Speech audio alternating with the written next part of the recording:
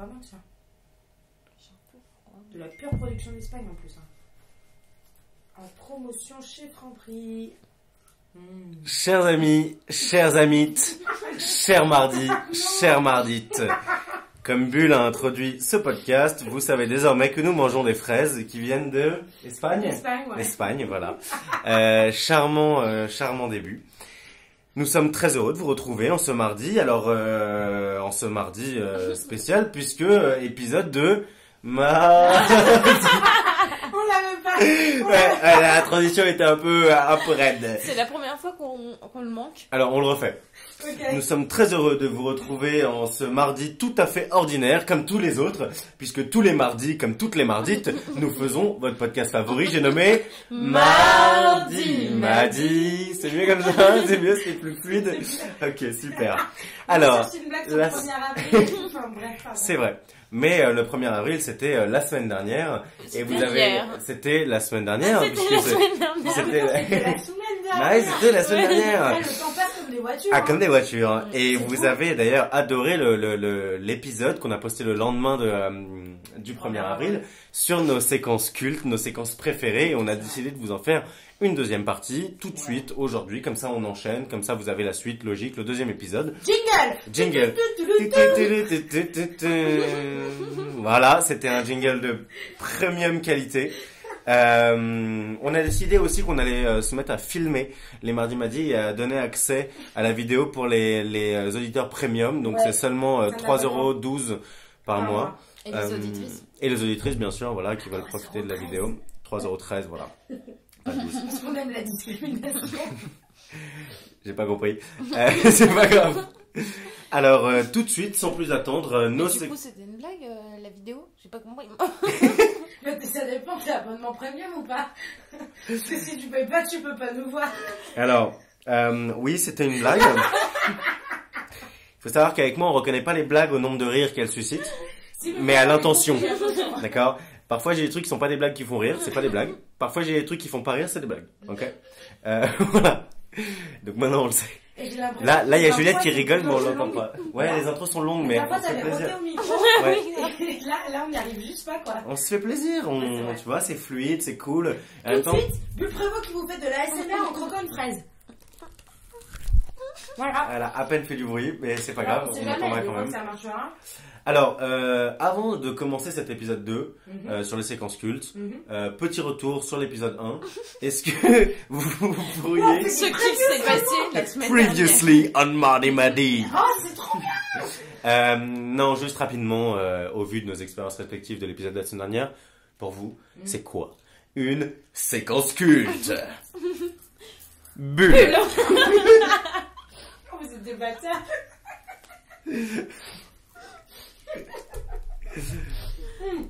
Attendez, j'ai juste pas la réponse.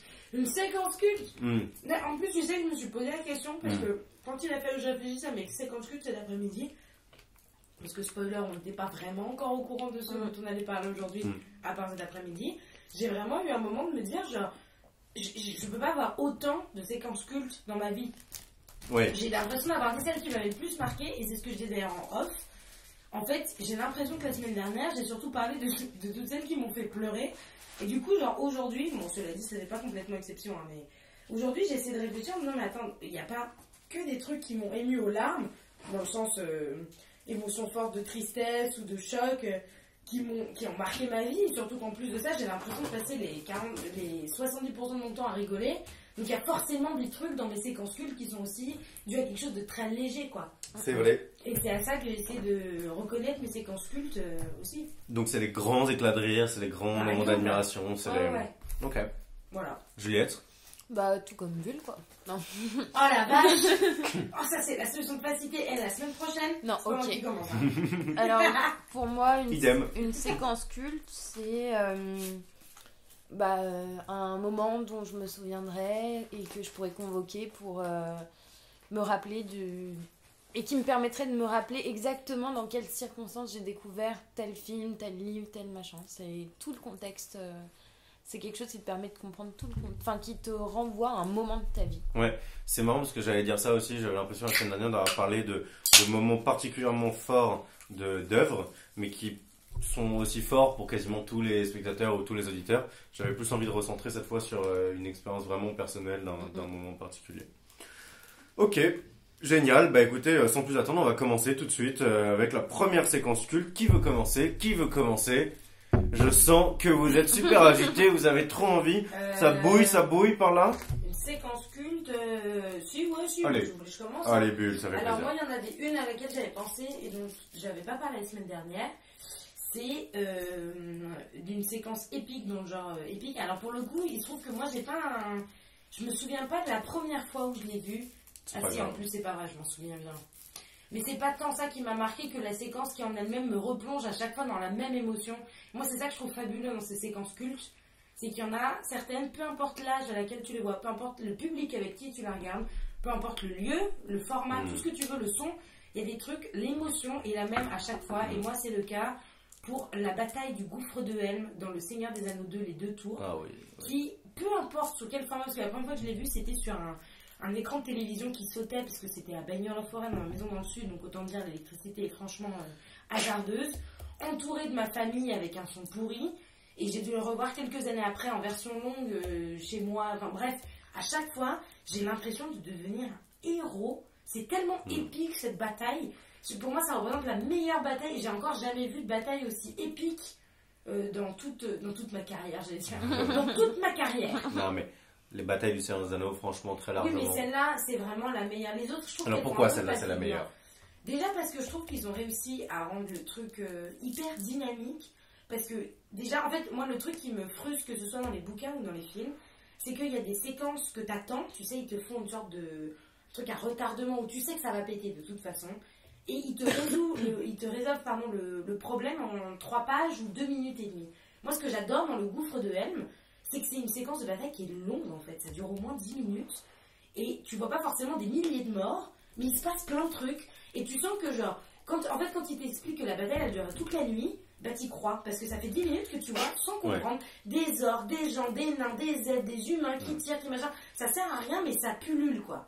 Et ce qui fait que quand Gandalf qui t'avait dit à l'aurore, regardez à l'est, t'as eu le temps de l'oublier en 15 minutes, c'est la merde. Là, en plus, t'as passé 10 minutes à regarder l'elfe et le nain qui se foutent sur la gueule en disant j'en ai tué plus que toi, non c'est moi, machin. Ce qui fait que quand d'un seul coup il y a l'aurore qui pointe, bah t'es presque sûr d'avoir oublié que Gandalf devait arriver, et là, mais c'est le messie quoi. J'en ai des frissons là, actuellement, vraiment. Avec l'aube qui se lève comme ça. Alors, pas c'est là parce qu'on le voit pas. Pour alors, les en remontant auditeurs, les trucs, ça a enlevé les frissons, mais j'avais des frissons. Bah, c'est pour les auditeurs et les auditrices premium. Voilà, premium. Faites un gros plan sur les poils de mon bras, s'il vous plaît. Merci, voilà.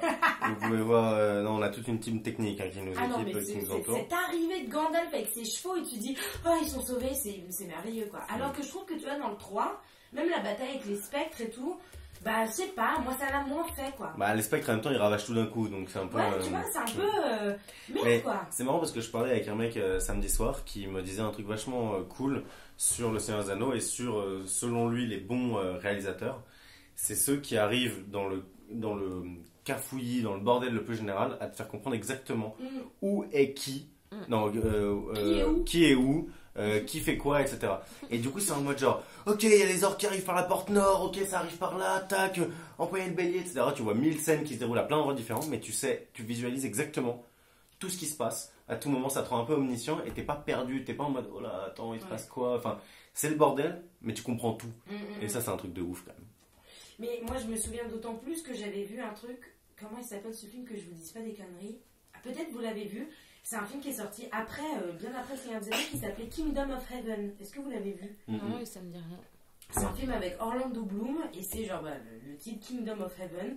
C'est une sorte de lieu saint, je sais pas si c'est nommé ou pas, genre médiéval, où il y a les barbares qui attaquent la citadelle, et t'as une grande séquence de bataille, et qui est nulle, alors qu'elle pourrait être géniale. Ouais. Et c'est pareil, en fait, tu te rends compte à quel point c'est difficile de rendre quelque chose d'épique vraiment épique. Surtout au cinéma, où ça pardonne pas, en fait, parce qu'au moins dans un livre, ou même à l'audio, les bruits t'imagines, en fait.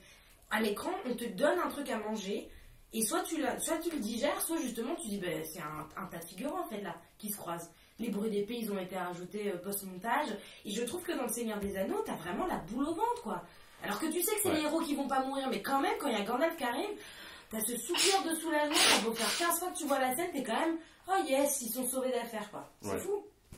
C'est aussi parce qu'ils avaient, je sais plus à quel moment de Seigneur des Anneaux, mais ils avaient tué quand même un des héros, tu sais, quand il se fait choper par les Uruk-hai, il se fait prendre des flèches et tout dans le corps, je sais plus comment il Boromir. s'appelle, Boromir. Ouais. Il tue quand même un des héros, donc Ouais, c'est t'as un peu chaud quand même, t'es en mode, ok, les mecs ils tuent Boromir, il y a moyen qu'ils en tuent d'autres. Ouais, non mais tu vois par exemple, bon après j'arrête hein, parce que je suis kéblo sur le truc épique, mais tu vois par exemple dans Game of Thrones, moi j'ai quand même, alors que ça fait quand même 7 saisons qu'ils nous font, et alors eux pour le coup ils ont juste pas peur de tuer des personnages principaux, j'ai quand même jamais ressenti cette adrénaline de bataille dans cette série où pour le coup tout peut arriver. Moi j'ai toujours vu soit un entassement de trucs gore, soit toujours plus, enfin j'ai pas ressenti cette subtilité en fait. Dans la guerre, tu vois. Je pense que c'est aussi parce que Game of Thrones, il y a tellement de personnages, tellement d'intrigues que ça se joue à tellement de lieux différents. Alors que là, au Gouffre de Helm, tout se concentre au même endroit. T'as tous les héros quasiment. Bon, t'as Frodon qui fait son délire à côté, etc. Mais t'as quand même beaucoup d'enjeux à un seul endroit. Du coup, ça se concentre pas mal. Ouais, peut-être, ouais. Je pense que dans Game of Thrones, la prochaine saison, ça va être chaudard. Faut voir. Ça sort bientôt d'ailleurs. Ouais, tout à fait. Alors, en parlant d'épique, moi je voulais vous raconter une séquence qui m'est chère, qui m'est culte. Alors, je vais pas vous parler de grandes batailles, je vais vous parler de mamie, d'une mamie et d'une révolution. Waouh. Alors, c'est les Urbs. Alors, pour celles et ceux qui ne le savent pas, les Urbs, en gros, c'est les Sims, mais en mode plus underground, plus street, plus stylé. Ça se passe dans une ville, je dois avoir... C'est des punks, non?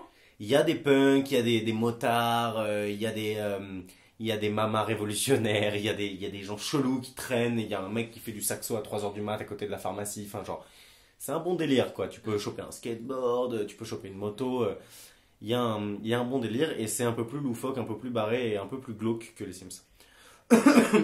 Et je dois avoir 10 ans, et si vous voulez à l'époque, donc c'est sur Game Boy Advance SP, à l'époque, les jeux, la map, la carte est pas énorme quoi. Donc là, vraiment, je circule depuis plusieurs heures de jeu dans un truc vraiment restreint.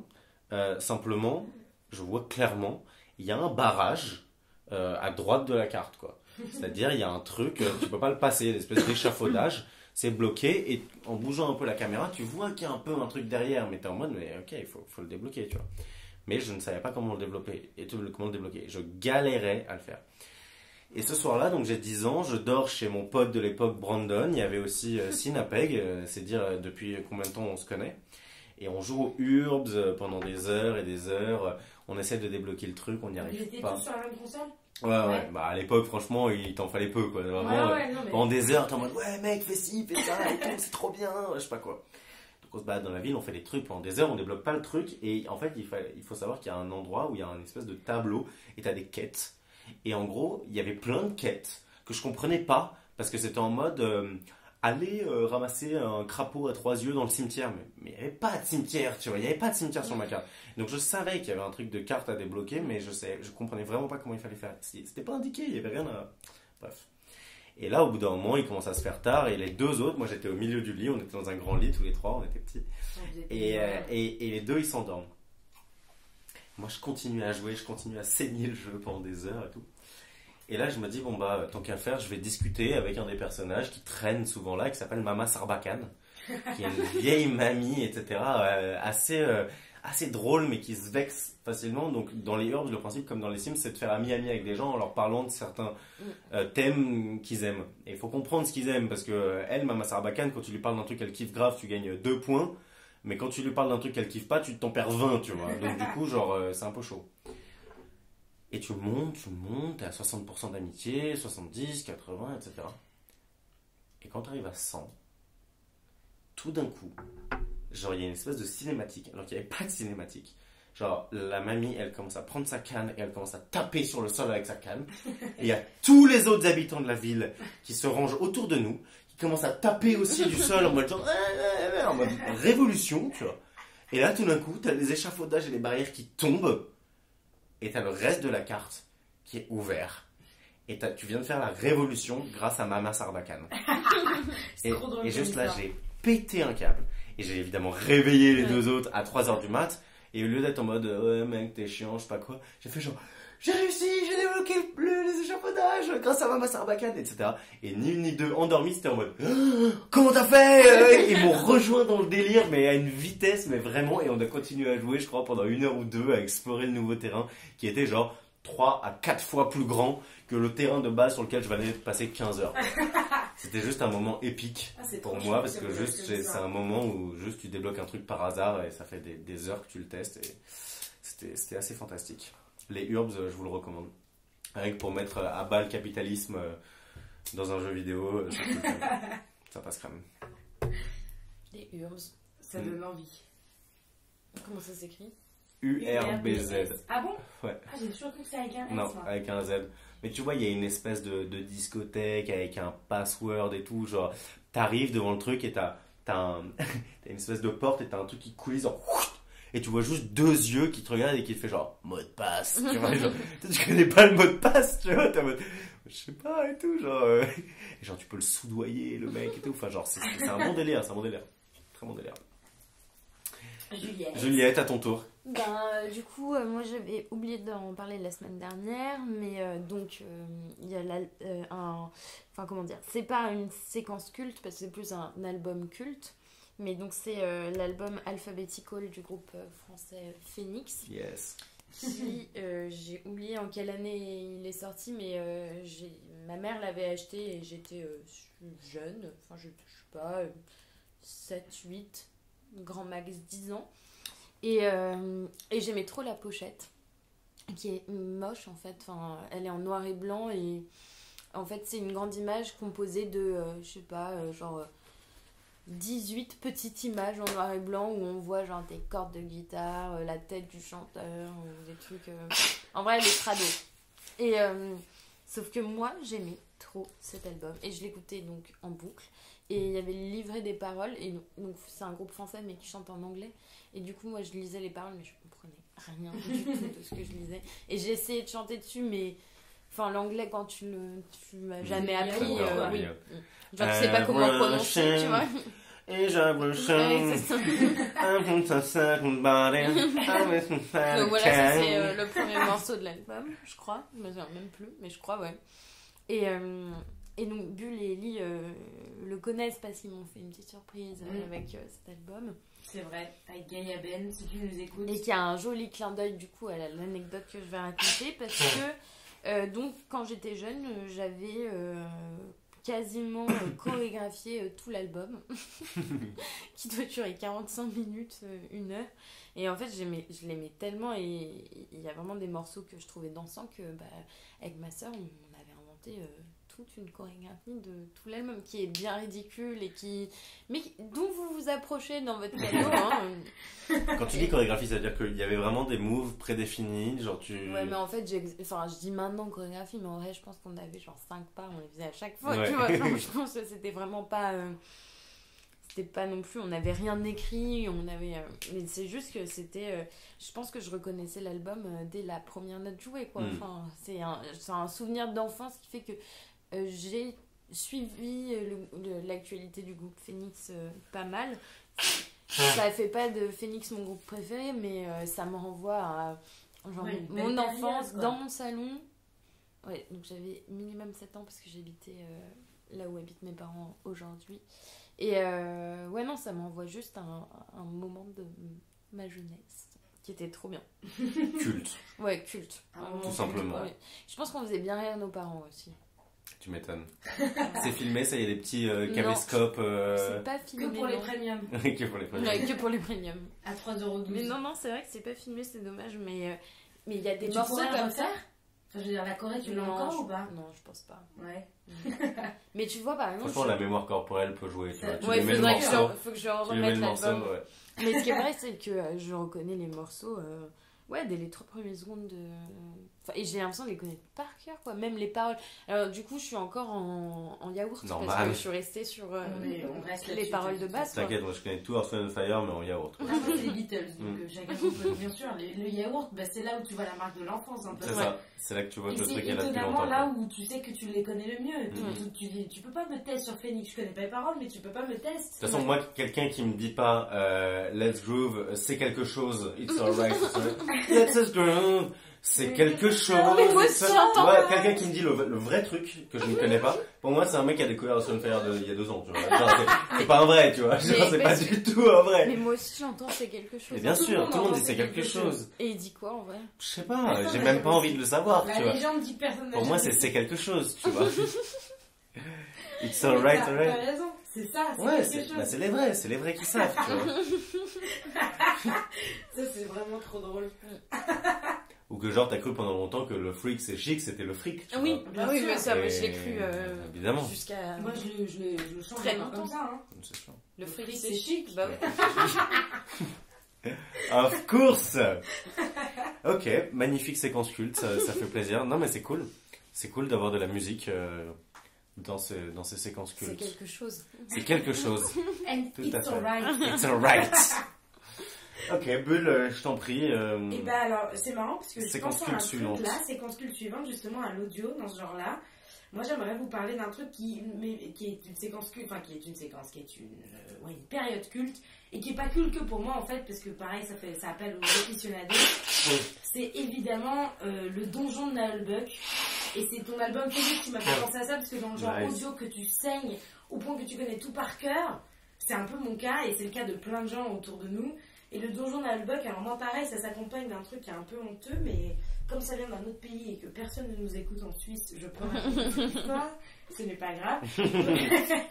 Bon, en fait, j'ai découvert le donjon d'Albuck, j'avais 12 ans, 12 ou 13, non, 13 déjà, je le savais, 12 ans. Et donc, à l'époque, j'étais super amoureuse d'un type qui est un ami d'enfance, qui habite d'ailleurs toujours en Suisse. Et à l'époque, il habitait à Genève chez ses parents. À Genève. À Genève. À Genève. Il habitait à Genève. Le fric c'est chic. En fait, il habitait à côté de Verrier, surtout la petite, tu connais. Mais là on dirait l'accent corse. Ah bon? Non, c'est Suisse. Franchement, je crois que c'est assez suisse le canton. du D'accord, Valais. mais je sais pas si vous connaissez l'accent corse, il est bien chelou. Hein. Ah ouais. Ça fait longtemps que j'ai pas Mais été je en saurais France. pas. On fera un mardi midi sur les accents, Ah ouais. Oh là sur là. la diversité culturelle et patrimoniale française Des accents? des accents J'en connais deux. et des dialectes. Bon, t'inquiète, on trouvera des trucs en breton. Y a pas de problème. On va s'ébrouiller. Et bon voilà, toujours est-il que donc j'étais amoureuse de ce garçon et que donc évidemment à l'époque ma seule façon de me rendre vaguement intéressante à ses yeux c'était en fait d'avoir des références communes et donc j'imitais en fait absolument tout ce qui lui plaisait, je faisais pareil. Trop mignon. Donc je lisais les mêmes livres, j'écoutais la même musique, je regardais les mêmes films, machin. Et notamment ce truc qui était un truc qu'il partageait avec mon petit frère de qui j'étais plus proche à l'époque, le donjon de Nullbuck, que à l'époque d'ailleurs je me souviens je confondais avec François Pérusse.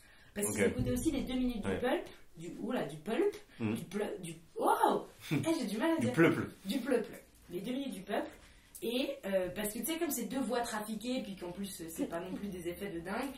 Et bref, j'ai fini par tomber sur le donjon d'Albuck en rentrant en France, et ça a été une révélation. Et j'ai écouté ça en boucle, mais dans tout ce que je faisais dans ma vie, quoi. Donc, quand je travaillais, j'écoutais le donjon d'Albuck, quand je m'endormais, j'écoutais le donjon d'Albuck, quand j'allais en cours, j'écoutais le donjon d'Albuck. Alors, c'est quoi pour ceux et celles qui ne connaissent pas, c'est quoi le donjon d'Albuck? Pardon, c'est vrai, c'est une des premières, tu m'arrêtes si je me trompe, mais il me semble que c'est une des premières fictions audio françaises d'un type qui s'appelle... Pen of Chaos. Ouais, il s'appelle en vrai Lang, mais c'est quoi son prénom? John Lang, c'est ça, merci. Et ils étaient, je crois, 2 ou 3 maximum au départ à faire des voix. Et donc, en fait, ça s'inspire pardon, des MMORPG de l'époque, donc World of Warcraft. Putain, je comprends aucun mot là. Pardon. En gros, c'est un truc sur les jeux de rôle fantasy, tu sais, les trucs où tu as un groupe d'aventuriers. Donc, c'est à la fois Donjons et Dragons, Le Seigneur des Anneaux, c'est une parodie en fait. C'est très Heroic Fantasy dans l'univers Tolkienais, c'est-à-dire en gros, il y a un nain, il y a un guerrier, il y a un elfe. Il y a un magicien, voilà. Et c'est un groupe d'aventuriers, donc en plus, c'est comme dans les jeux de rôle, donc tu as des niveaux, donc selon ce qu'ils font, ils gagnent des niveaux, donc ils gagnent des compétences. Et c'est un truc qui est commencé, un truc très amateur en fait, avec un montage sonore très très mauvais, qui a duré sur une dizaine d'épisodes sur la saison 1, avec une prophétie, mais c'était d'une grand n'importe quoi, ils disaient n'importe quoi, ils étaient hyper vulgaires, ça me faisait mourir de rire, et surtout ça correspondait parfaitement à l'époque, donc mon adolescence où j'adorais les trucs d'Heroic Fantasy. C'est le génie du pitch de la voix. Tu sais, pitcher une voix, c'est soit la rendre plus aiguë, soit plus grave, et donc ça donne des voix en mode genre, hey, mais tu m'avais pas dit de faire ça. Ouais, mais je t'avais pas dit, là, tu vois. Mais si on allait là tu vois. Et donc du coup ça donne un rythme hyper dynamique avec plein de voix Et ce truc, ça m'a accompagné, et ça m'accompagne encore aujourd'hui, parce que bon, maintenant j'ai un peu arrêté de les écouter, parce que j'ai un peu saturé. Mais c'est horrible parce que c'est devenu, un peu malgré moi, mais quand même une forme de marqueur social, où je suis capable de reconnaître à la conversation de quelqu'un si il connaît ou non le Donjon Bug, parce que c'est un truc, en fait, ça a bercé mon adolescence, mais ça a été le cas de plein de gens. Ce qui fait qu'en fait, malgré nous, on a récupéré que ce soit des expressions ou des blagues. Par exemple, quelqu'un qui va me dire que quelqu'un est nyctalope, je sais très bien qu'il a écouté le Donjon Bug. Ah, pour moi, c'est Zazie dans le métro. Ouais, c'est aussi Zazie dans le métro. Bah, rarement je me suis trompée en fait avec ce mot. C'est pas juste un type qui a fouillé le dictionnaire, tu vois. Donc, et ça m'est encore pas arrivé de dire à quelqu'un qui va dire non, désolé, c'était Raymond Queneau, tu vois. Mais à chaque fois que je me dis nyctalope, je lui dis. Donjon. Ouais, tu vois. T'es du donjon.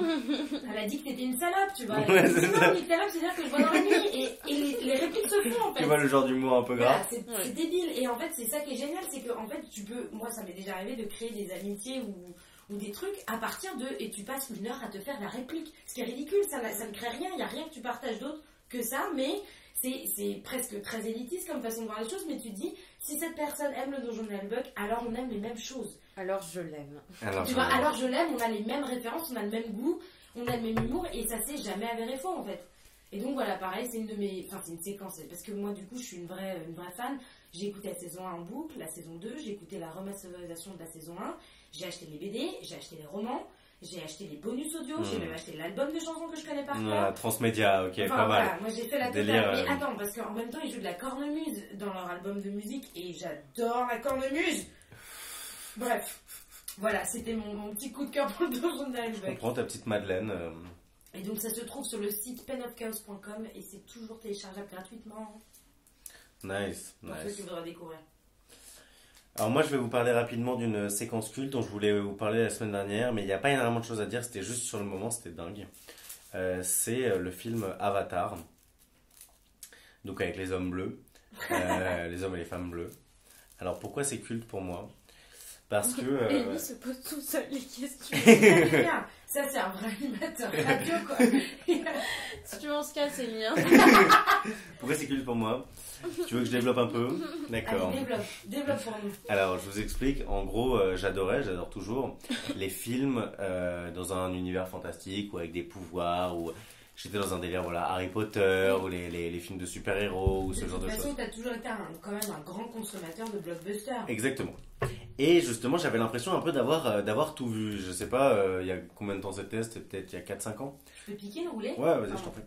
C'était, voilà, j'avais l'impression d'avoir vu tous les films de ce type-là, et j'en cherchais. Et je prends un café avec Nicolas Degel, un très très bon ami. C'est trop bizarre de l'appeler Nicolas. Nicolas. Et je lui explique ma situation. Mec, j'aimerais bien me faire un film ce soir, mais je sais pas, j'ai l'impression d'avoir tout vu dans ce délire-là. Je lui explique le délire. Il me fait, mais t'as vu Avatar? Et je lui fais, bah non. Il me fait, bah vois-le. C'est trop frais, mec, c'est le meilleur film du monde. Je suis en mode, ok, bon. Je rentre chez moi et je me dis, je vais peut-être me faire Avatar, mais je suis pas sûr. J'avais pas trop d'attente. Et finalement, sur le coup de 1h30, 2h du matin, je décide de lancer Avatar. Yes, pour le film de 3 heures, la bonne idée. Quoi. Voilà, exactement. Et c'est justement, ça participe complètement au délire.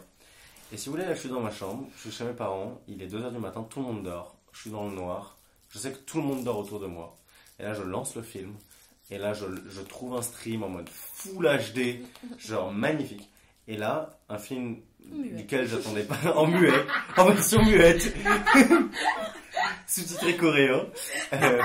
Non, et là, je m'attendais à un film pas dingue, et là, je plonge dans un truc, mais de malade, quoi. Une aventure qui te plonge dans un monde avec une végétation imaginaire extraordinaire, une faune, une flore de fou, une histoire de guerre, de civilisation, enfin genre... Ouais, ils font l'amour avec leurs cheveux. Non, mais ils font l'amour avec leurs vaches et tout, c'est un délire. Non, mais ils se connectent les vaches et tout, ils se pluguent des vaches entre les vaches, tu vois. Et genre, ça crée un truc de fou.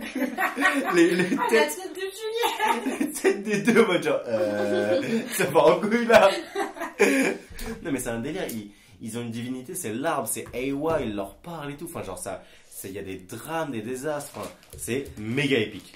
Et juste, ils chevauchent des dragons, tu vois. Et d'ailleurs, ils se connectent aussi avec les cheveux. Ouais, ils connectent leur monture avec leurs cheveux, tu vois.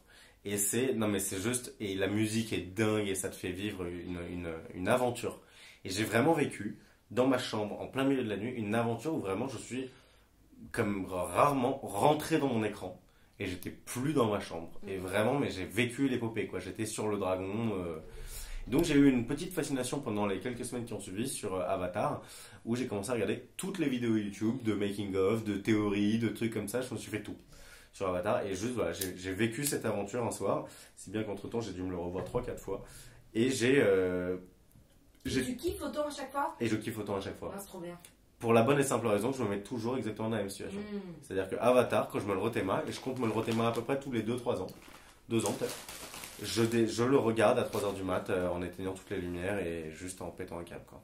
Avec le son à fond et en full HD.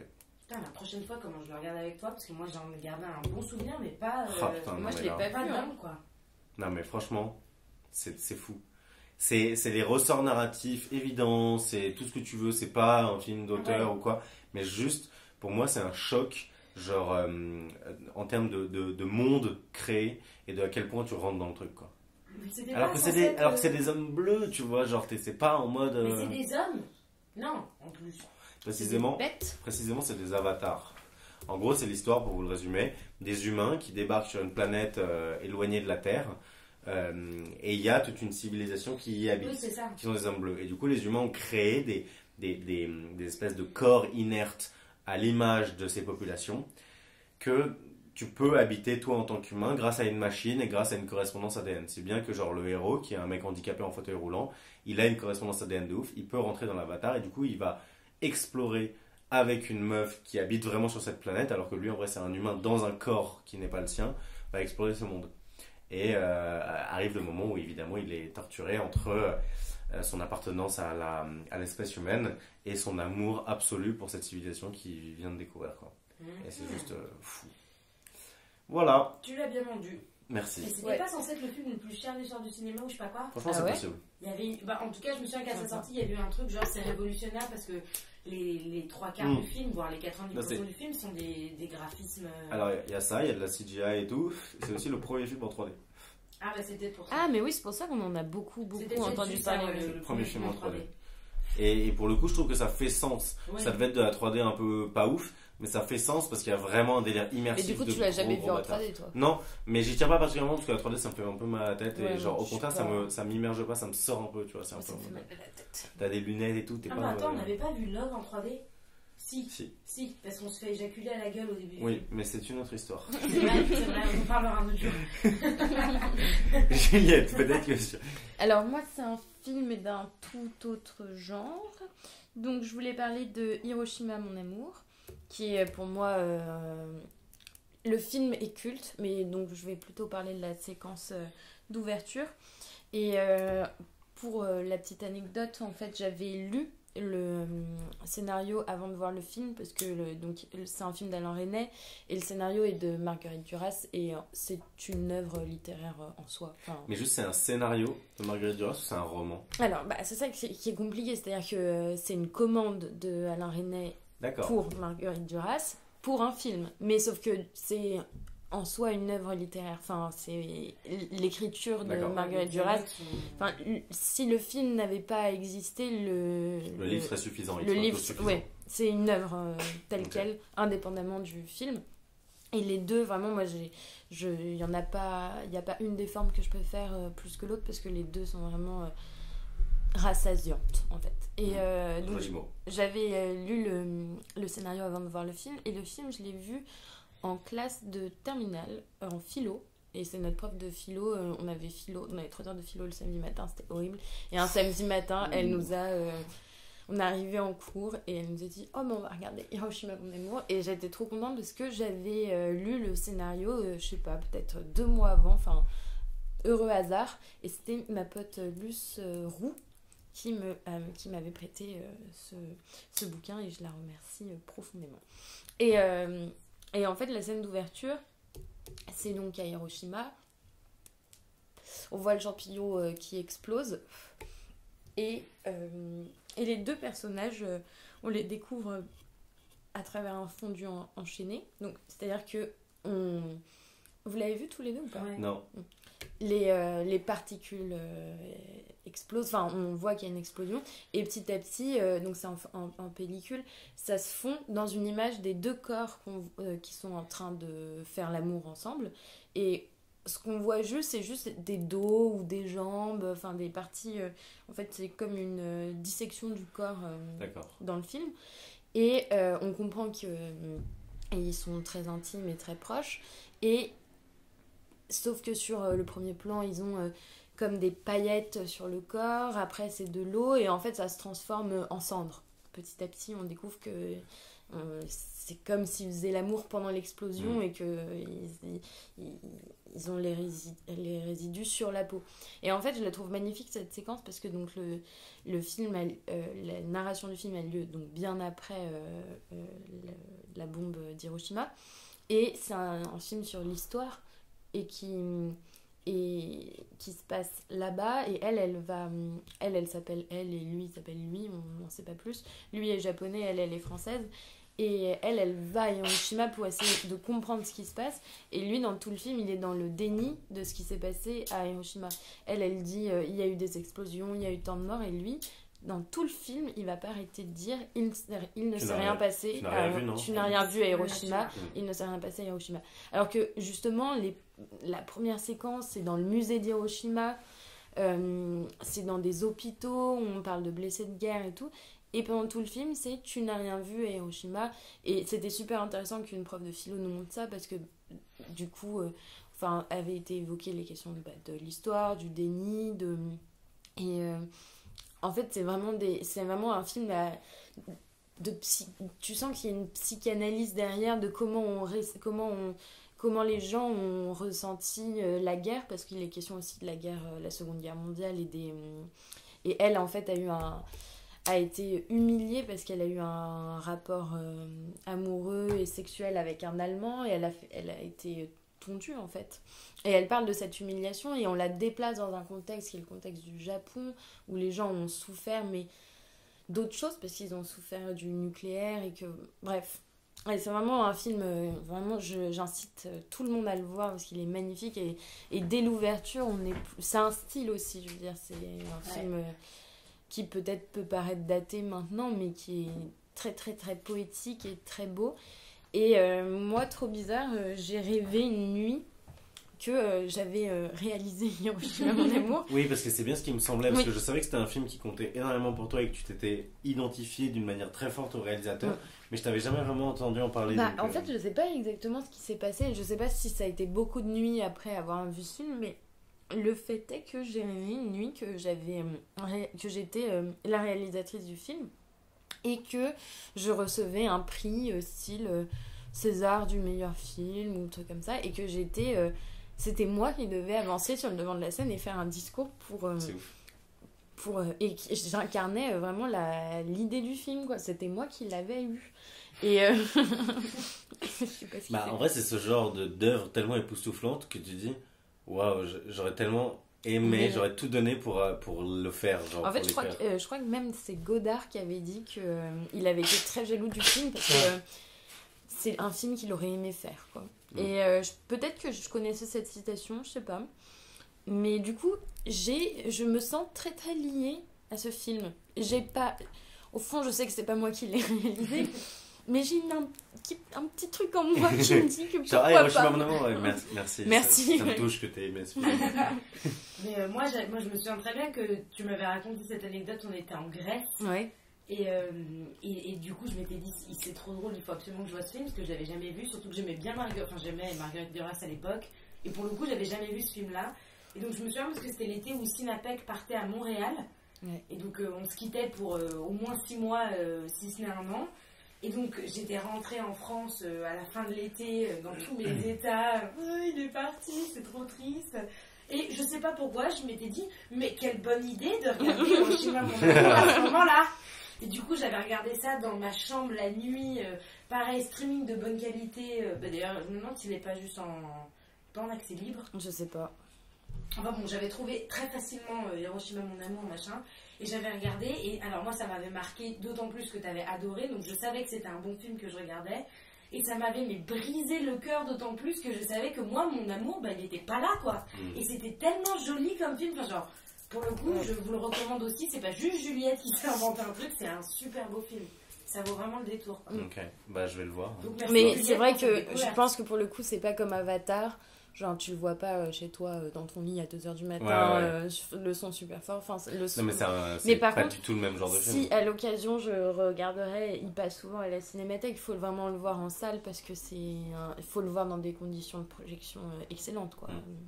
Non, carrément. Si possible.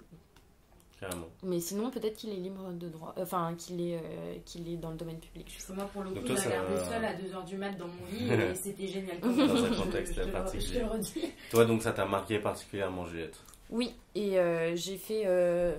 tu t'évoquais l'Assassino. Moi, je crois que je suis la pro des rêves de films parce que j'ai déjà fait un rêve où je m'étais inventé un film que vous connaissez qui s'appelle l'Assassino, que peut-être un jour je réaliserai, je ne sais pas, mais... Moi, j'en garde un souvenir très clair de l'Assassino. Ah, moi, je crois que je l'ai rêvé aussi, vu comment tu me l'as décrit. Je crois qu'il faut que j'en parle à ma psy aussi. Un jour, j'aimerais vous parler de l'Assassino. Le film, vous l'avez pas vu? Non, mais c'est que inconsciemment, j'ai construit un truc très chelou quand même, mais à voir. À voir, nous verrons. Super, toi Bulle, est-ce que tu veux partager un autre moment culte de ta vie Ouais, alors attends, je réfléchis. Parce que moi, j'ai plus qu'une séquence culte. En fait, c'est plein de... Pareil, c'est encore une sorte d'admiration globale pour un type. C'est pour Alexandre Astier, donc pareil, c'est assez mainstream, c'est pas très original. Mais pareil, c'est un type qui m'a éveillé à... En fait, c'est un des types qui m'a... Déjà, c'est le premier type où je me suis dit... Je connais un génie, enfin je sais reconnaître un génie de mon temps. C'est quand même en fait un sentiment extrêmement agréable parce que ça m'est pas arrivé souvent de me dire ce type-là, j'ai une confiance aveugle dans son talent artistique. Je sais que de toute façon, tout ce qu'il fera, non seulement ce sera bien, mais en plus je vais aimer ça. Ouais. Et je l'ai découvert évidemment comme tout le monde dans Kaamelott, avec la série qui passait sur M6 à l'époque, puis moi j'ai découvert... pour des raisons obscures qui sont encore liées à la Suisse, parce que je l'ai évidemment, mais bref, si tu veux, ça allait dans ce sens-là. Et en fait, j'ai suivi ce mec-là, donc à travers évidemment sa série Kaamelott, mais que j'ai suivi aussi parce que j'ai la chance d'habiter à Paris et donc d'avoir accès aux grandes salles de théâtre et de représentation. Et donc, en fait, les 2 spectacles qu'il a créés après, qui sont Que ma joie demeure sur Bach et l'exoconférence, en fait, sur le système des étoiles et des extraterrestres, qu'il a joué au théâtre du Rond-Point à Paris à 2 ou 3 années d'écart, je crois, l'une de l'autre, où j'ai eu la chance d'assister aux 2 en fait en étant assez bien placée, et à chaque fois j'avais l'impression d'être devant une pépite, une pépite de tout, j'allais dire artistique, mais en fait c'est de tout, c'est-à-dire que c'est à la fois drôle, c'est extrêmement instructif, c'est didactique, c'est culturellement c'est très riche, et c'est un type qui est... Il est extrêmement polyvalent en fait, c'est un type qui compose sa propre musique de ses films, qui réalise, qui écrit, qui joue, qui apprend, et que ce soit pour le spectacle sur Bach ou pour le spectacle sur l'exoconférence, c'est extrêmement documenté, et c'est des trucs qui sont très riches, et donc j'avais trouvé ça d'autant plus fort que Kaamelott, c'est évidemment une série humoristique qui a plu à énormément de gens et qui a parlé à plein de langues de tous les milieux confondus. Et grâce en fait à ce type-là, il y a des gens qui n'avaient peut-être jamais été confrontés à la musique de Bach qui se sont retrouvés à parler de ça, ou à l'inverse, et c'était surtout sur les extraterrestres, mais c'était surtout sur l'astronomie, non pas l'astrologie, l'astronomie, et en fait, de connaître ce que c'est qu'une exoplanète, une supernova, ce qu'on a fait comme voyage temporel. Et je me souviens de cette séquence justement en tant que séquence dans ce spectacle de l'exoconférence où il parle de cette plaque qu'on a fait graver et qu'on a mis sur en fait un de nos satellites qui est parti, d'ailleurs je crois que le mot satellite est un mauvais mot parce qu'en fait c'est un vaisseau qu'on a fait partir il y a maintenant 15 ans de la Terre, qui était censé partir, qui d'ailleurs est parti dans une autre galaxie, donc large projet, pour essayer éventuellement de trouver en fait une autre forme d'être vivant, et sur lequel on a fait graver une plaque qui est censée présenter l'humain et indiquer où est la Terre dans notre système solaire. Et il fait une analyse à la fois extrêmement drôle et parfaitement logique de cette plaque, en expliquant à quel point le référentiel qu'on a utilisé est absurde. Ça n'a aucun sens, les 2 humains sont nus, c'est une femme et un homme, l'homme est évidemment mis en avant par rapport à la femme, et il dit mais déjà, mais rien que là, mais on a complètement merdé l'espèce humaine, quoi.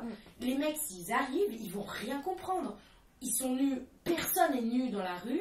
Le mec est en avant alors que c'est pas forcément le cas.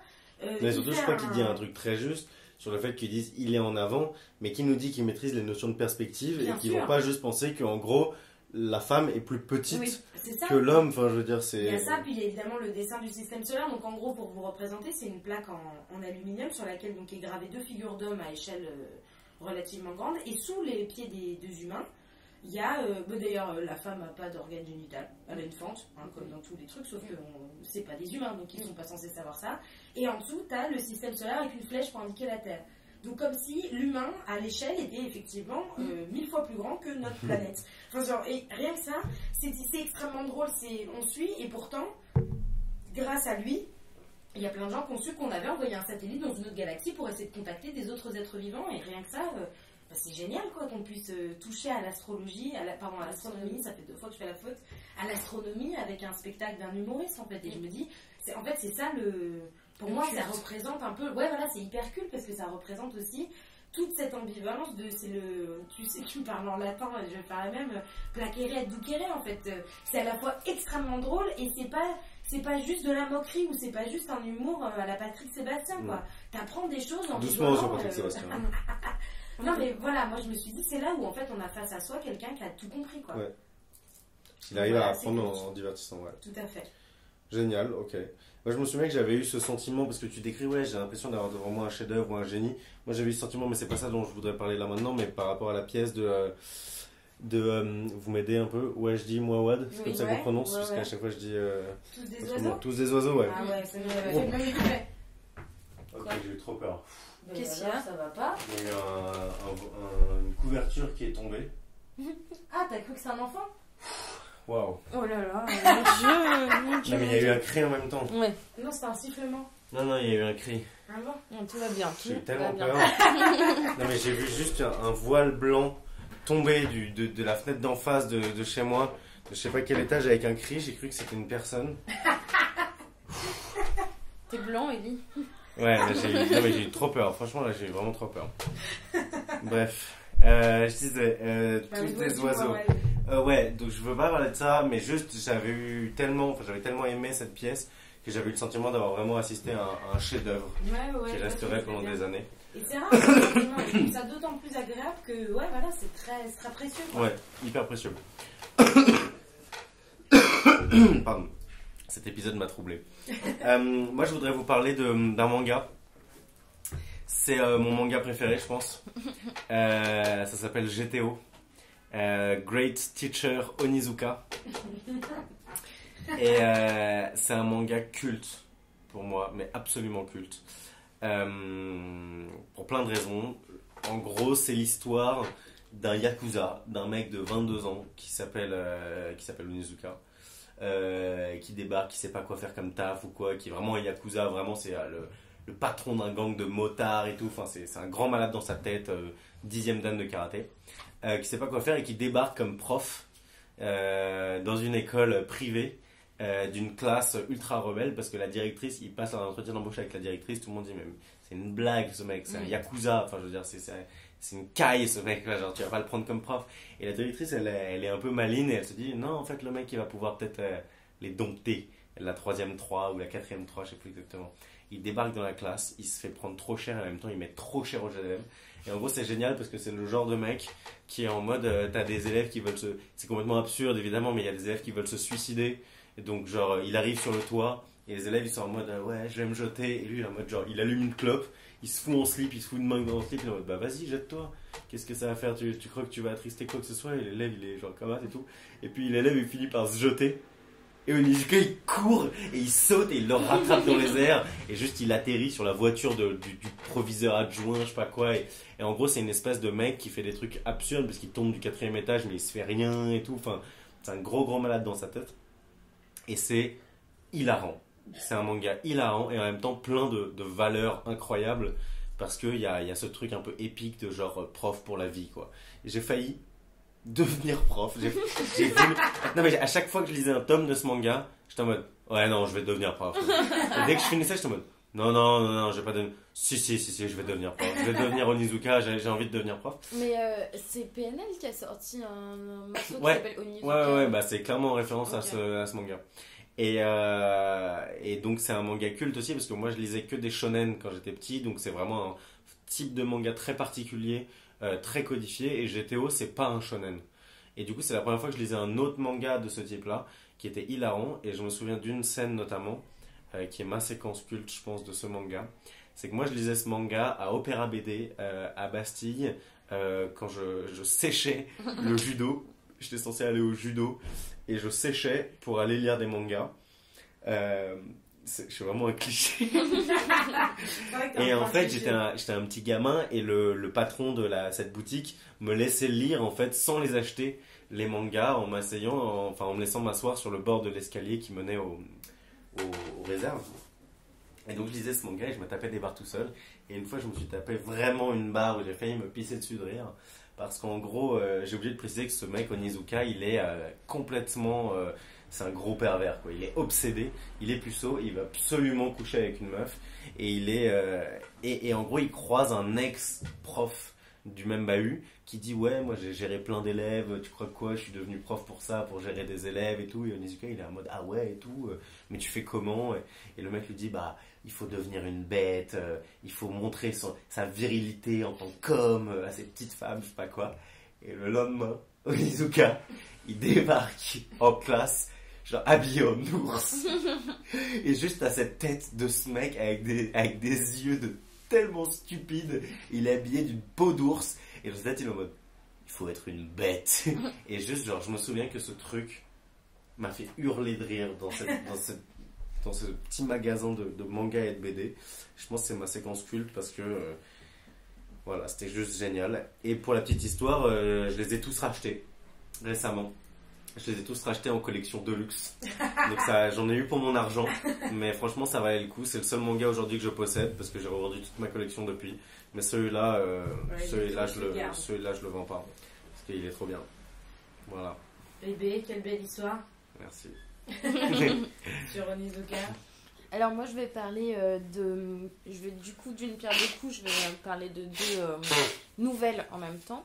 Parce que j'ai eu une période de ma vie au lycée qui était une période littérature russe où j'ai un peu tout saigné. Et il se trouve que c'est marrant parce que la semaine dernière tu parlais de je ne sais plus quoi que tu avais lu en Sicile mais qui était...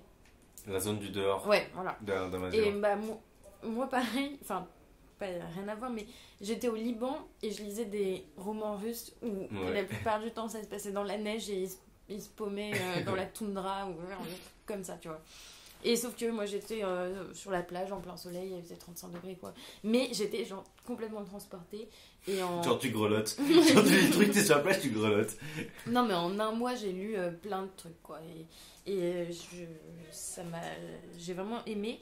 Et notamment un auteur qui s'appelle Gogol et qui a écrit une nouvelle qui s'appelle Le Nez et que j'ai tout de suite prêtée à Sina parce que je trouvais ça hilarant.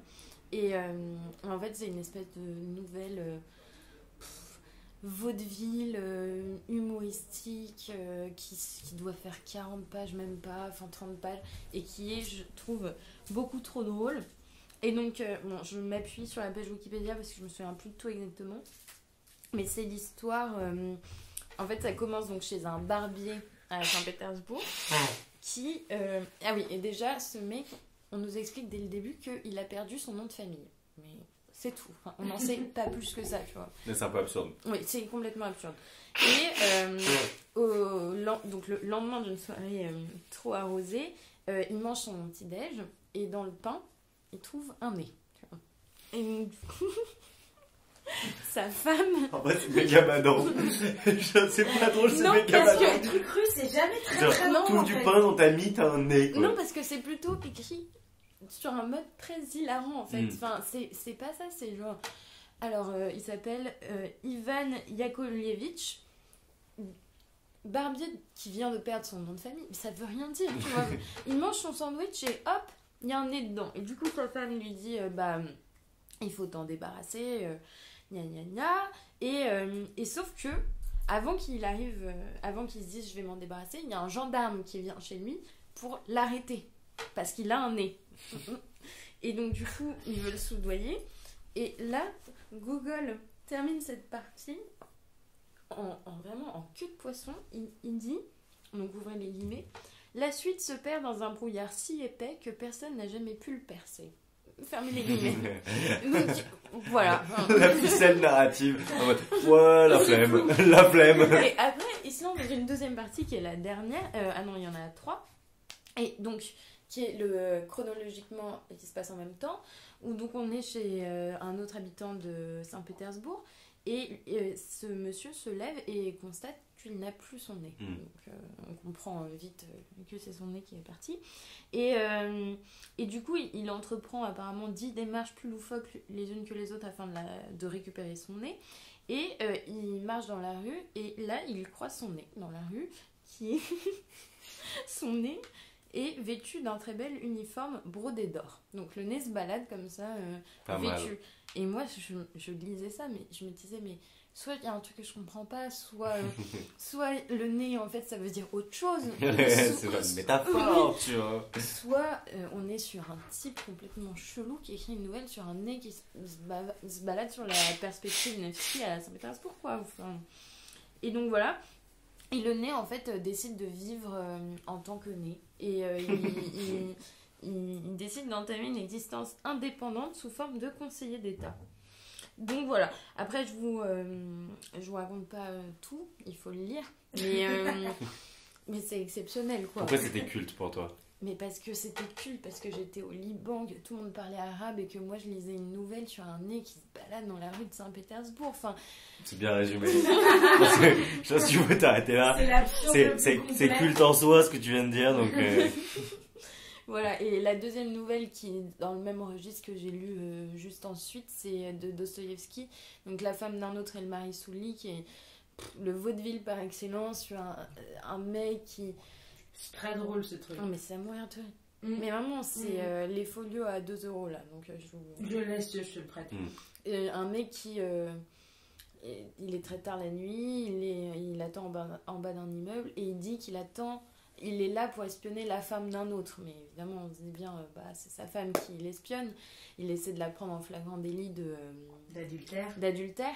Et en fait, c'est toute une histoire de gens qui sont cocus et qui se retrouvent à 15 sous le lit parce qu'ils pensent tous que c'est leur femme qui est sur le lit. Eux, ils sont en dessous. En fait, tu sais plus qui est la femme de qui font les gens machin. C'est 3 mecs qui partent sous un lit. Pousse-toi, j'ai plus de place. Et toi, on va se voir. Je m'en fous qu'elle me voie. Imagine, c'est ta femme. Ah oui, je me tais. Ah ben, ça tombe, c'est la mienne. Alors ta gueule. C'est vrai que c'est très très drôle. Et moi, je les avais lus à la suite et j'avais trouvé ça... Enfin, je venais de me faire Guerre et paix de Tolstoï en mode... Ah non, Anna Karénine, pardon. Je venais de me faire Anna Karénine, genre 600 pages, le truc magnifique, mais bon... Ouais, la misère, quoi. Enfin, oui, c'est genre comme quand tu lis un Flaubert, genre c'est magnifique, mais bon, à un moment... c'est longuet. T'as envie de respirer. Et bah, c'était la meilleure pause que je puisse avoir. Voilà. Juliette, elle se fait des pauses en lisant une autre nouvelle d'un autre auteur russe, quoi. Mais alors, attends, parce que j'ai une question, parce que moi, je confonds avec quoi? C'est quoi ce truc où le type devient fou et à la fin, il se prend pour Napoléon? Le tsar? C'est pas l'idiot? C'est ça? Je sais pas. Mais c'est pareil, la fin est complètement absurde. Alors il se fait arrêter, il dit non, mais là il m'emmène machin, mais moi au fond je sais que c'est moi l'empereur, donc ça va, c'est pas grave. Et puis je cherche mon pauvre chef, je le trouve plus. C'est peut-être Aurélia de Nerval, ça, non? C'est dans Aurélia? Je pensais que c'était un truc russe. Je sais pas, mais la scène du mec complètement taré qui se fait emmener par les gardes, qui suivait son étoile et qui dit ouais, c'est un autre qu'on emmène, moi je suis Non, c'est un auteur russe, je le retrouverai, mais c'est un truc. Bon, c'est quand même vachement moins absurde que ça, mais ça, je me souviens d'avoir hurlé de rire aussi parce que ça devait. À la fin, ils se prend pour un poulet. C'est pas Journal d'un fou de Gogol? Je sais pas. C'est possible. Peut-être. On retrouvera, on vous donnera la réponse au prochain épisode. Les auteurs russes sont très inspirés, c'est ça que je voulais dire. Toi, ça t'inspire quelque chose, Bulle, une séquence particulière? Oui. Une séquence culte, peut-être? Ouais, tant qu'à faire. Ouais, moi je pensais à un truc, ça rejoint un peu ce que tu... Enfin, ça rejoint un peu, c'est juste que c'est japonais, quoi. Sur... moi, c'est un dessin animé que j'ai vu quand j'étais petite, du fameux Hayao Miyazaki. Oh yeah! Et alors, moi, c'est une séquence culte parce que c'est... on en parlait en off, justement. Je pense que, effectivement, comme Juliette, Moi, celui que je préfère, c'est le voyage de Chihiro. Mais en fait, si j'ai réfléchi 2 minutes dans mon histoire, le plus marquant, c'est quand même Princesse Mononoke. Mais bien sûr. Parce que il y a plein de raisons. Mais c'est une évidence. En tout cas, moi, il y a plein de raisons pour lesquelles c'est celui qui m'a le plus marqué. Déjà parce que, donc, à l'époque où je l'ai vu, j'étais encore en primaire. Et je traînais avec une fille qui s'appelait Moine Copie. Je pense qu'un prénom suffit. Moine Copie. Moine Copie, ouais. Tu as bien entendu. Ah oui, ça me dit un truc. Voilà, c'est ma meilleure amie d'enfance. Moine copiste. Moine Copie. C'est ça, moine copiste. Tu t'arrêtes à I et c'est ça, mais ouais, elle s'appelait Moine Copie. Et c'était un peu. Elle, c'était une. Eh, donne-moi une copie, s'il te plaît. Non, Désolé. C'est long, terrible. C'est terrible. Désolé, mais. Tu vas t'humilier. Pardon. Toujours est-il que c'était ma meilleure amie. Et il se trouve que j'étais également sa suiveuse.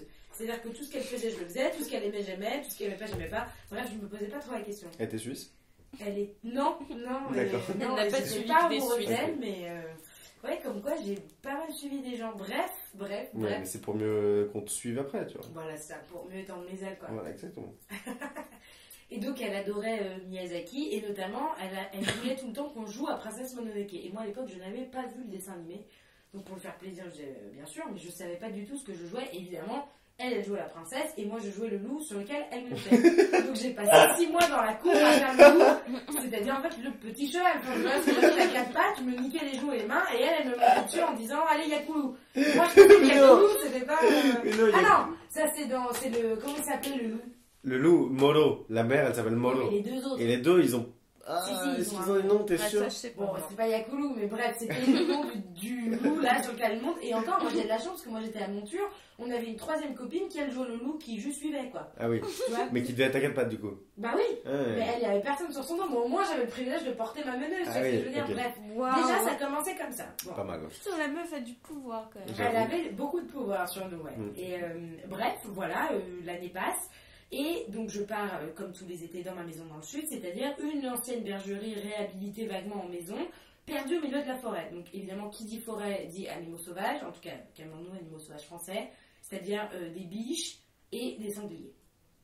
Et un soir, mes parents sont invités par les voisins à aller dîner, et moi j'étais toute petite, en plus étant fille unique et mes cousins n'étant pas arrivés, j'étais vraiment la seule enfant. Donc comme les dîners avec les parents ça m'emmerdait, ma mère m'avait mis dans une pièce annexe, donc juste à côté de la forêt, avec le DVD de Princesse Mononoke que En plus, à j'avais côté de la jamais forêt, en vu. plus, t'es grave dans le Exactement. délire et tout. Donc j'étais toute seule dans cette petite pièce éloignée, j'entendais même pas les parents, et c'est pas loin, mais juste la configuration de la maison faisait que je ne les entendais pas, et j'avais littéralement l'ordinateur, et derrière l'ordinateur la forêt sombre la nuit, je voyais rien. Et je regardais Princesse Mononoke, donc déjà j'étais tout de suite happée par les images parce que c'était merveilleux, la musique c'était génial, Ouais. je comprenais enfin quelle était ma place dans ce rôle en voyant ce loup qui courait, tu vois. Et vient cette séquence avec les humains qui se cachent derrière les peaux de sanglier. Ah ouais. Vous vous souvenez? Mais bien Avec sûr, le avec les vieux sarbacanes sanglier là. qui a des sortes Avec de ils ont les sangsues. sarbacanes qui passent Ouais. à travers les yeux. Ah ouais. Et le sanglier qui avait une sorte de sangsue dégueulasse là, qui lui coulait au beurre des yeux, qui était aveugle et qui reconnaissait ses sujets sangliers à l'odeur. Évidemment, c'était que des morts, Ouais. des sangliers Ça morts. s'appelle Makoto? Oui, c'est ça. Okoto, Okoto, le Je vieux me sanglier. souviens de aucun nom, moi.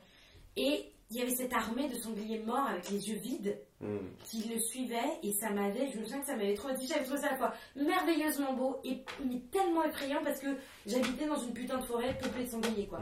Et pour moi, Okoto était à côté de moi parce qu'en plus on entendait les sangliers En qui plus, ronflaient. Okoto, ils sont. Ah ouais, non mais c'était l'enfer. Ouais, c'était horrible. Et donc en fait mes parents m'ont retrouvée en pleurs sous la table. En position fœtale, en train d'espérer qu'aucun sanglier ne vienne me manger pendant la nuit. Wow. Et j'ai mis des années à me remettre de ce truc, alors que ça reste encore aujourd'hui un des films que je préfère regarder parce qu'il est magnifique. C'est Quoi. magnifique. Moi, il m'a Donc, pas mal traumatisé. Hein. Toi aussi? Ouais. Je sais pas si j'ai envie de le voir. Ah, c'est marrant parce que pour le coup, moi, celui-là, il m'a pas fait peur. T'as débauché! Mais moi, ce que j'adore dans Princesse Mononoke, c'est à quel point, mais ça, c'est mon analyse de plus tard. Mais je pense que je le ressentais quand j'étais petit de manière très intuitive, à quel point il n'y a pas de gentil et pas de méchant. Ouais, c'est vrai. C'est-à-dire, contrairement à tous les autres dessins animés qu'on te fait regarder, tu ne peux pas identifier clairement des méchants et des Ouais, gentils. c'est vrai. T'es en mode genre, oh, Dame Eboshi, elle est méchante, elle veut détruire la forêt. Mais elle aide des lépreux, Ouais, c'est quand vrai. même. Donc elle est pas méchante. ah, genre les sangliers, ils ont l'air méchants et tout, ils veulent attaquer les humains. Mais en même temps, non, tu vois. Ah, toi aussi, les sangliers, ça, je l'avais fait. Du coup, tu sais pas dans quel camp être, et du coup, tu te retrouves littéralement dans la position de Ashtaka, c'est-à-dire en mode, je veux porter un regard sans haine sur le monde, mais je sais pas dans quel camp me placer, quoi. Pour ce guerrier du mal qui lui a bouffé le bras, là. Les scènes où son bras commence à prendre vie et tout, et qu'il chope un arc, genre, ah, c'est ouf. Incroyable. Ah non, mais c'était dingue. Puis en plus, du coup, la princesse, je la trouvais merveilleuse. Et en même temps, bon, je pense que tout le monde est tombé amoureux d'elle. Mais... Et en même temps, cette fin qui est à la fois extrêmement pleine d'espoir et tellement triste parce que même si sa forêt repousse, bah, ils ont quand même tué le dieu de la forêt. Et puis la forêt est morte. Et puis il y a tous ces petits êtres dans les branches qui claquent de la mâchoire dès qu'ils tournent la tête, là, les esprits de la forêt. Enfin, c'est un univers en fait qu'il a réussi à construire que je trouve presque, enfin pas presque, c'est même plus fort que en fait tous les Miyazaki que j'ai vus par la suite, quoi. Mais en vrai, la fin, moi je la trouve terrible parce que la toute fin, quand genre ils se font une espèce de câlin, Ashtaka et San, princesse Mononoke, quoi. Et qu'après c'est en mode, bah moi je vais aller vivre à la forge et on se refera coucou de temps en temps quand on ira prendre un petit café. Mais en gros, genre on n'est pas ensemble, quoi, alors qu'on s'aime, tu vois. Ouais, c'est vrai. Enfin, c'est méga badant. Enfin, moi je trouve ça horrible. Genre à chaque fois j'ai trop envie qu'ils s'embrassent ou genre, mais non, ils s'embrassent pas. Je crois. Ils s'embrassent pas. Non, mais parce qu'en plus, c'est ça qui est merveilleux, c'est que tu sens qu'il y a quelque chose qui les dépasse l'un et l'autre et que c'est même pas un regret en fait. En fait, ils ne peuvent pas être ensemble. Mais c'est même pas ça. Ils n'appartiennent pas au même monde. Ouais, voilà. Ça dépasse complètement le simple truc du on est un homme, une femme, on s'aime. C'est la forêt est morte et la forêt renaît petit à petit, mais c'est pas encore le cas, quoi. Ouais. Et cette musique, elle nous a bercé, quoi. Et ça qu'est-ce que c'est beau. Ouais, c'est un des films qui m'a le plus marqué. Trop beau. Magnifique. Voilà. Bah écoutez, j'ai pas du tout envie de parler de ma prochaine séquence culte parce qu'elle est tellement pas dans le même délire, mais c'est pas grave. Le culte a plusieurs facettes. Moi, je vais vous parler d'un concert de punk. Je vais vous parler du concert de Sum 41 à Rock en Seine. Tu te souviens de l'année ? C'était, je sais pas, 2014 peut-être, après le bac 2013, je sais pas exactement. Peut-être. Le bac, c'était en 2013. Ouais, mais pas loin, soit avant, soit après, mais pas loin. Et donc, en gros, on est... Ça fait 6 ans qu'on a le bac. Je sais, moi, je me considère encore comme une jeune bachelière. Ouais, ça fait longtemps. C'est la cata. Et pourtant, ce souvenir est si vibrant qu'il me semble dater d'hier. On est donc à ce concert de punk, on attend. Sum 41, c'est lourd. On écoutait ça quand on était au collège et tout. C'était grave frais. Et on kiffait toujours, et on kiffe toujours d'ailleurs. Et donc je suis avec, je pense, Nicolas Degel, Sina Peg, Alex Fink, Alex Fakchek, peut-être avec Victor Faux, le Vicomte, mais je sais plus exactement. Je sais, ça, ce dont je suis sûr, c'est que je suis avec Sina Peg. Et on attend le concert, je sais pas quoi, et là le concert commence. Et là, énorme pogo. Ça Rock en Seine, donc c'est des grands publics quand même. Énorme pogo, mais gigantesque. Il y a des pogos dans tous les sens, en bref. Et en gros, nous qui étions plutôt rassemblés au début du concert, tout d'un coup, on se fait séparer par la foule, mais à une vitesse éclair, quoi. Au bout de 2 minutes de concert, moi je cherche mes potes, je les vois plus. Et donc je kiffe le concert, je pète un câble et tout, c'est trop frais, tout le monde se fout sur la gueule et tout. Enfin, c'est lourd, quoi, c'est ouf. Et juste, donc déjà, c'était un concert mythique. C'était pas du tout mon premier pogo, mais c'était peut-être mon pogo le plus vénère de l'époque, où tu te fais vraiment défoncer, quoi. Et à un moment donné, je cherche donc mes potes autour de moi, je regarde partout, j'essaie d'avancer, je me déplace dans la foule, je cherche partout, je regarde, je vois que des inconnus. Et donc je me dis, mais putain, mais je vais bien apercevoir en regardant à l'horizon comme ça une tête dans la foule que je connais. Et en fait, ce que j'avais pas compris, c'est que pour trouver mes potes, il fallait pas chercher à l'horizontale. Il fallait chercher à la verticale, parce qu'au moment où je m'y attendais le moins, tout d'un coup, il y a un mec qui me tombe dessus, mais depuis en haut, quoi, qui me tombe dessus, quoi, sur le haut du crâne. Et juste là, je regarde, et c'est Sina Peg, complètement fou, genre mais possédé, qui me reconnaît à peine, quoi, genre juste tellement il est possédé, qui est en train de slammer sur des gens, etc., et qui atterri de son slam, parce que quand tu slams, tu te fais porter assez loin, tu vois, qui a atterri de son slam sur ma tête, quoi. Donc je me suis fait chier dessus par la mouette Sinapeg, et c'était vraiment, mais assez culte pour moi, parce que l'ambiance avec le concert incroyable, tous ces gens qui pètent des câbles, et tout d'un coup, juste mon meilleur pote me tombe. Par hasard. Non mais c'est pas je le croise, c'est qu'il me tombe dessus, quoi. Il me tombe dessus, et c'était assez culte, voilà. En plus du concert. Ah ouais, Sum 41, ça valait le détour. Voilà. Juliette, est-ce que tu veux raconter quelque chose de plus ou on s'arrête là? Bulle, tu veux raconter une petite anecdote supplémentaire? Une petite séquence culte? Je voudrais en placer une quand même pour un souvenir d'enfance un peu traumatisant. Je pense que vous l'avez tous vécu. C'est le petit dinosaure. Attends. Oui, le petit pied. Ah oui, ouais. On se souvient de ça parce que la dernière fois on parlait du roi lion, de la mort du père et tout, et on n'oubliera pas quand même la mort de la mère dans le petit dinosaure, et ça faisait partie en fait d'un de mes dessins animés cultes quand j'étais petite, et idem un dessin animé que j'ai regardé en boucle et qu'on a fini par m'interdire tellement je pleurais, avec cette mort de la mère horrible où il disait petit pied continue, avec cette quête vraiment du jardin d'Éden. Et moi je me souviens juste du sentiment que j'avais à la fin de ce truc, parce que mon père aimait bien oui, juste mini parenthèse pour justement Petit Vieux Petit Dinosaure, il me semblait bien, mais c'est quand même produit par Spielberg et George Lucas. Ah bah d'accord, ok, en fait c'est pas étonnant du tout. Hein. Ouais, c'est... Ouais. Petit dinosaure. Petit pied, petit dinosaure, c'est quand même Spielberg et George Lucas. Et je me souviens parce que donc, mon père aimait bien passer derrière moi quand je regardais les films, donc voilà. Et il se trouve que donc la fin de ce dessin animé qui est quand même d'une tristesse incommensurable au début, avec cette mort dans la boue et tout, c'est affreux. Et ils finissent quand même par trouver une sorte d'Éden avec.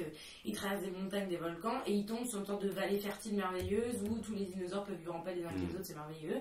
Et je me souviens de cette scène où moi j'étais hyper émue parce que je me disais, bon, ok, il a perdu sa mère, mais voilà, il a trouvé le jardin, quoi. Et mon père qui passait indéniablement derrière, qui disait, ah, les dinosaures, bah oui, ils sont tous morts peu de temps après. Et il me rappelait, mais systématiquement, à ce truc de l'extinction des dinosaures, où de toute façon, Petit Pied, si c'était pas lui, c'est son fils qui s'est juste fait éradiquer de la surface de la planète, quoi.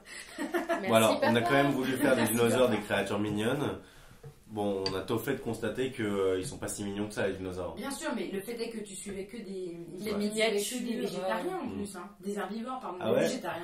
Bah, attends, le Triceratops c'est végétarien, c'est herbivore, c'est vegan. Le ptérodactyle aussi. Ah, quoi? Non, il bouffe des poiscailles. Et il y avait l'autre là, comment il s'appelait? Le diplodocus au long cou. Le diplodocus, mais l'autre là qui vivait dans l'eau. Comment elle s'appelait, elle? C'était une fille? Ah, je sais pas. Bah, celle qui avait une sorte de bec de canard qui bouffait des algues dans l'eau là. Je connais ni le nom du perso ni le nom du dinosaure, mais je vois. Voilà, bref, c'était quand même que des herbivores, et donc non seulement la tristesse du début avec la mort de la mère était affreuse, mais il y avait toujours mon père pour me rappeler que de toute façon, bah voilà, Petit Pied était probablement mort quelques années plus tard, soit par une météorite, soit par le volcan, soit par s'il avait survécu à tout ça, l'ère glaciaire. C'est quand même beau, quand même, un bébé humain qui chiale sur des espèces qui ont disparu il y a des centaines de milliers d'années, qui juste ont occupé la Terre pendant des centaines de milliers d'années de plus que nous. C'était le Triceratops. Et Ptéry, le ptérodactyle. Pétri. Pétri. Bon, écoutez, sur ces beaux souvenirs, sur ces séquences cultes, on va s'arrêter là. Moi, va vous quitter. On va vous quitter. Moi, franchement, ça m'a touché de me remémorer ces beaux instants. Ça m'a touché. Ça m'a touché. Ça m'a touché. Non, franchement, c'est beau, et je pense qu'on en a encore beaucoup d'autres, mais on fera pas de troisième numéro. Quoique, qui sait, hein, peut-être. On va perdre un peu d'auditeurs. Voilà, peut-être pour les auditeurs et les auditrices premium, peut-être, on verra. Nul ne sait ce que l'avenir nous réserve. Nul. C'est nul. Merci beaucoup, Juliette. Merci, Ellie. Merci, Bulle. Merci, Juliette. Ces témoignages enrichissants. Merci à vous, auditrices, auditeurs, mardi, de nous avoir écoutés jusqu'au bout. Avec un peu de chance. Ah bah voilà, là on a pile atteint exactement le même nombre de minutes que l'épisode 1. 1h13. Donc 1h13 et 13 secondes. Là on est en train de dépasser légèrement, mais bon. Voilà. Il faut qu'on finisse avant 1h14. Non, là on est à 1h26, 27, 28, c'est terminé. Il reste encore 30 secondes. Ah, avant 1h14. Ah oui, je croyais que tu parlais de 14 secondes. Bon, il est temps d'arrêter, en effet, on commence à fatiguer là. Voilà, merci beaucoup d'avoir écouté cet Merci. épisode de Mardi. Mardi. On vous aime, on vous embrasse, on vous fait des bisous. On vous souhaite de profiter de votre vie, de vivre des séquences cultes, parce que les séquences cultes, c'est pas réservé à l'enfance, ni à l'adolescence, mais nous, adultes, pouvons aussi en avoir. Merci beaucoup, on vous aime, il faut conclure avant 1h14. Bisous!